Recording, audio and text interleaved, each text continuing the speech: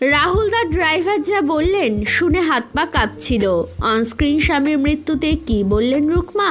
কিছু বছর আগে স্টার জলসার জনপ্রিয় ধারাবাহিক দেশের মাটির রাজা মাম্পির জুটি যাদের হাত ধরে হিট হয়েছিল তারা আর কেউ নন, সদ্য প্রয়াত অভিনেতা রাহুল ব্যানার্জি এবং রুকমা রায়। ভালোবেসে দর্শক তাদের নাম দিয়েছিল রাম্পি। পরবর্তীকালে লালকুটি ধারাবাহিকের হাত ধরে সেই জুটি আবারও ফিরে আসে, কিন্তু অনস্ক্রিন স্বামীর এহেন পরিণতি কিছুতেই মানতে পারছেন না রুকমা। এখনো সবটা যেন দুঃস্বপ্নের মতো লাগছে। দুর্ঘটনার কথা কানে যেতেই অভিনেত্রী বলেন, আমি এখনো মানতে পারছি না। গতকাল বিকেলে এক বন্ধু ফোন করে বলে রাহুল দা নেই। আমি ওকে বলি, ফালতু কথা বলিস না তো, আমি এক্ষুনি রাহুল দাকে কল করছি। আমি রাহুল দাকে ফোন করি, কিন্তু ফোনটা ধরে বাবলু দা। তিনি আমাকে সবটা বলেন। শুনে আমার হাত পা কাঁপছিল। দুটো কাজ করেছি, এক মেকআপ রুম শেয়ার করেছি, কিন্তু কাজের বাইরে রাহুল দার মতো এত ভালো মানুষ আমি খুব